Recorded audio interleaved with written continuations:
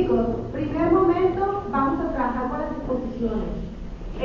Vamos a repasar un poquito lo que vimos el día de ayer con la exposición de los equipos. ¿De qué se habló ayer? ¿De la que quiera? ¿Comprensión?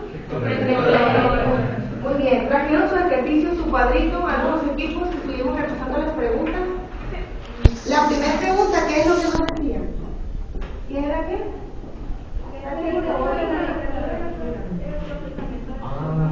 Este formatito que hicimos por equipo, ustedes trajeron una lectura. Ahorita la vamos a practicar con todo lo que está aquí. Entonces, primera pregunta, ¿qué se dijo sobre la lectura? ¿Y qué procesamiento de la información? Primer paso, muchachos. La lectura es una habilidad y es una técnica, ¿se acuerdan? ¿Alguien me puede decir qué procesos cognitivos utilizamos al momento de leer? Graba el chiste. Muy bien, que son los más importantes, ¿verdad? Luego la otra era que si quién era leer y quién le da el significado al texto. Es una habilidad lectora. Nosotros le damos el significado. Muy bien. ¿Qué era la velocidad? ¿Y de qué depende? Así es. Que decíamos que la velocidad era que yo estuviera leyendo y estuviera pensando sobre lo que estaba leyendo, ¿verdad? Ustedes ya tienen las respuestas ahí más o menos. Y decía también que si cuáles son los niveles de comprensión lectora. Decíamos que había varios niveles, el equipo lo expuso, no sé si alguien por ahí los alcanzó a anotar, y que cuántos tipos de lectura eran. Tres. Los tipos de lectura, ¿cuáles eran? ¿Lectura para qué? Lectura de informativa. Ajá, y la otra era por diversión, ¿verdad? Cuando lees un cómic o lees algo para que tú te entretengas. Los niveles de comprensión lectora, muchachos, esos son los que no expuso el equipo todavía. Sí, pero se los voy a anotar para que ustedes los tengan en cuenta cuando hagan su ejercicio ahorita. El primero es la interpretación, muchachos. Estamos haciendo un repaso de la exposición del día de ayer. Es bien importante que ustedes sepan de qué se trató y que completen el ejercicio con las exposiciones de ahorita. Entonces, la primera es la interpretación. La interpretación. La segunda es la retención, que ya lo han mencionado los compañeros. La organización y la valorización. Estos son niveles. Esto fue la exposición de la clase de ayer del equipo, ¿sí? Y se va a complementar con lo que van a exponer los demás equipos, porque estamos en el tema de lo que son las técnicas de estudio. Esta parte ya es el clímax de nuestra clase, quiere decir que estamos entrando en materia, que estamos practicando. La interpretación, cuando yo leo, significa que yo le doy un significado de acuerdo a qué? ¿A mi qué? A mi pensamiento o mi experiencia o las cosas que yo he vivido. ¿Y la retención qué será? También lo dijimos el día de ayer, ¿la retención qué era? Así es. ¿Y la organización qué es? Puede ser que sean los tiempos que tengo para dar la lectura. A lo mejor tengo una lectura muy extensa y no la puedo leer en una hora. Tengo que fraccionar la lectura para que pueda haber la mejor retención. ¿Y qué será la valorización? ¿Qué será? Si estoy leyendo y estoy valorando lo que estoy leyendo. ¿Para qué me sirve a mí toda esta información, verdad? Que tiene mucho que ver con lo que los compañeros van a exponer ahorita. Me puedo hacer preguntas, puedo hacer críticas, puedo analizar un mapa o puedo subrayar lo más importante. ¿De acuerdo a qué? De acuerdo a esos niveles de comprensión lectora que yo tengo aquí. Entonces, nuestra principal habilidad, ¿cuál es?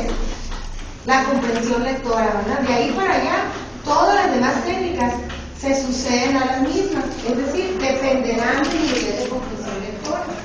¿Hay alguna duda hasta aquí, Reyes? ¿No? Muy bien. Entonces, los equipos que van a exponer, muchachos, si gustan pasar, el primer equipo, ¿quién va a ser? El mapa conceptual. Adelante, muchachos.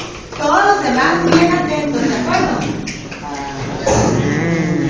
Adelante, equipo. Buenos días, a nosotros exponer sobre mapas conceptuales. Los mapas conceptuales sirven para representar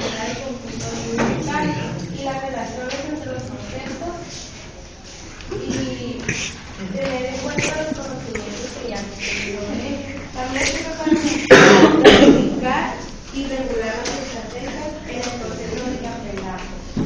El mapa conceptual consta de 3 partes: concepto, palabras de enlace y proposición. Y también debemos recordar que organizar un mapa conceptual equivale a visualizar y expresar las relaciones de los conceptos con los mismos conceptos. Muy bien, equipo. Ustedes trabajaron un poquito de la lectura que se encargó de tarea. ¿De qué se trataba más o menos? Que era un cuento, ¿verdad? ¿No lo han trabajado aún? Fíjense bien, ahorita vamos a tener un momento, si no había eso, no se preocupen. Vamos a trabajar con este cuento y vamos a tratar de hacer un mapa conceptual con los conceptos que están aplicando nuestros compañeros.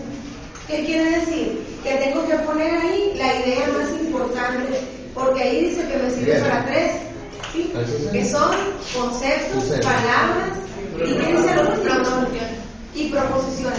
Yo cuando hago mi mapa conceptual del cuento, ¿qué es lo que tengo que desarrollar? ¿Sí? Esos conceptos que están ahí. ¿Para qué me va a servir? Para recordar de qué se trató ese cuento. ¿De qué tipo de lectura estamos hablando si estás hablando de un cuento? ¿Para entretenerte, para informarte o para estudiar? Para entretenerte, ¿verdad? En este caso la materia es para entretenerte.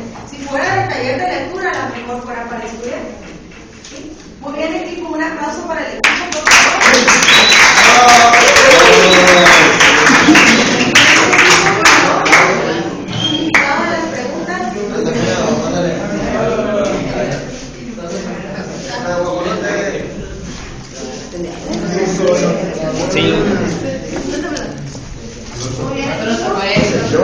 Sí, güey.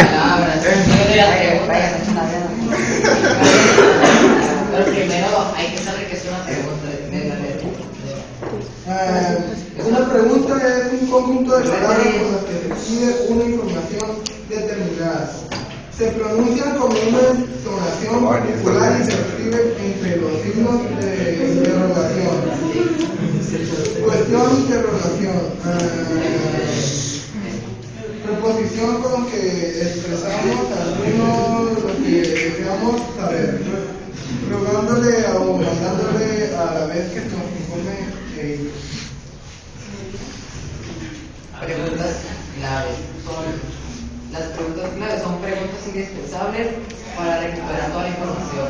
La información de un emisor a un receptor se puede recuperar a través de las preguntas claves que tienen el mérito de recoger información y ordenar en categorías. Estas categorías pueden ser protagonista, acción, espacio y tiempo. Con el fin de obtener de la lectura de estudio una información más completa de su contenido, conviene aplicar la técnica de las preguntas clave. Por ejemplo, si dictan algo, yo digo, ¿qué? Para volver a comprender mejor. Por ejemplo, tú las tienes. La pregunta clave son 9. Las preguntas son quién, cómo, cuándo, dónde, cuánto, qué, por qué, para qué y cuándo. Los elementos es el sujeto, la característica, el tiempo, lugar, actividad, acción, la razón de la acción, razón de la actividad y la elección. Por ejemplo, en una narración es importante ubicar, por ejemplo, el personaje, el sujeto, quién es, características de ambiente, es el lugar, tiempo, cómo y cuándo. Acción, argumento, el acontecimiento principal o secundario y qué es, motivo, la razón, por qué, para qué, final o desenlace, cuál. Ventajas del uso de preguntas clave. Facilita la adquisición de conocimientos y su evaluación. Permite la autocorrección. Proporciona una herramienta para exponer las lecciones. Favorecen la reflexión a través de su confección y su resolución. Aumenta la comprensión de lo que se estudia al ser capaz de expresar en forma oral o escrita. Proporciona un objetivo de interés y lectura se hace más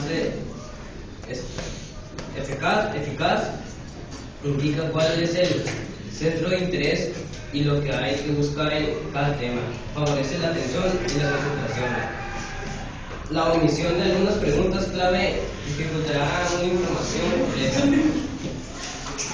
Por ejemplo, sí, pues de cuenta como le dije ahorita, si no, por ejemplo, la omisión, que es omitir. Por ejemplo, se está dictando y si yo no lo entendí, pues sí, y no, por ejemplo, él me dice algo, y yo no digo, ¿qué dijiste? O sea, si no le estoy poniendo atención, yo voy a saber ya después qué me dijo. Las preguntas son muy importantes porque ahorita que ustedes trabajen la lectura que traen, habrá cosas que se tendrán que volver a preguntar, como decíamos ayer también, cuando yo estoy leyendo, tengo que regresarme si no entendí y preguntarme, ¿qué fue lo que dijo esta persona para que esta respuesta tuviera el desenlace del cuento? O en este caso, como es un cuento de misterio, en realidad, ¿qué fue lo que pasó?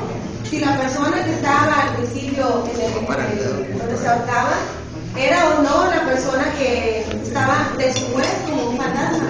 Entonces, como esta lectura es de un cuento, fantasma o de misterio, tú tienes que hacerte varias preguntas que son las que ustedes van a tratar de hacer ahorita que lean el cuento.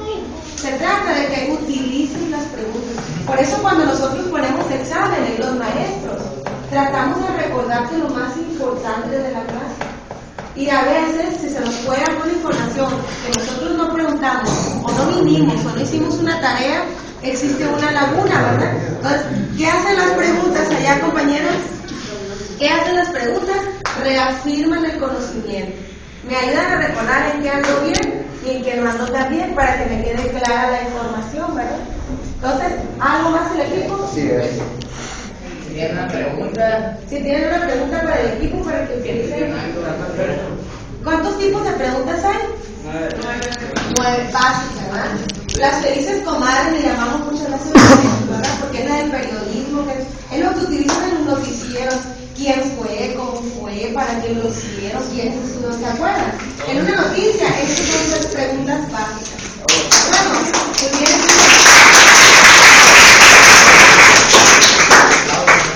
Y el poquito del subrayado.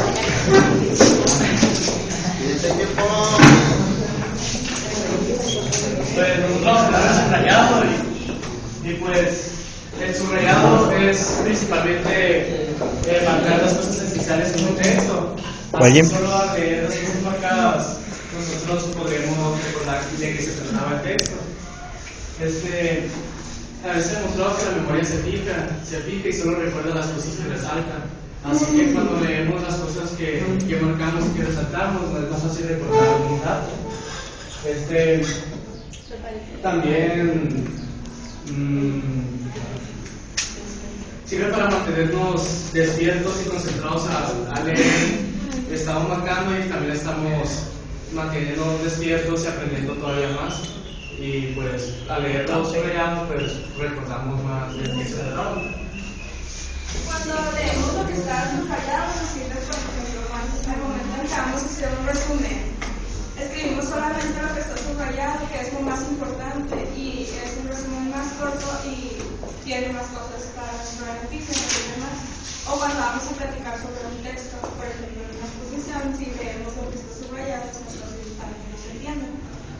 Y también es conveniente subrayar porque, por ejemplo, si nos hacen una pregunta, es más fácil encontrarla cuando ya tenemos subrayado lo importante del texto.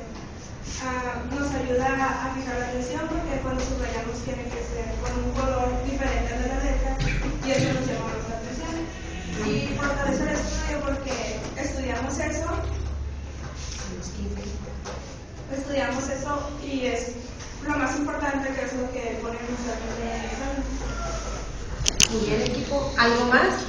Pues es una técnica muy usada para de todos y que se usa para estudiar o para muchas otras cosas. Muy bien. Y se utiliza para poder hacer los mapas y las preguntas. El subrayado, por orden de importancia, es el primero que haces cuando tú lees. Después pasas a hacer las preguntas y después pasas a hacer tu mapa. Y todo más o menos en un orden didáctico. Y eso te ayuda a que retengas la información por más tiempo. ¿Se acuerdan ustedes de la curva del olvido que hablábamos por ahí en el semestre pasado? Que durábamos de un día para otro. Si yo quiero estudiar, tengo que utilizar una técnica porque si no el otro día pierdo el 80% de la información. Y lo tengo registrado en mis técnicas, las que yo utilicé para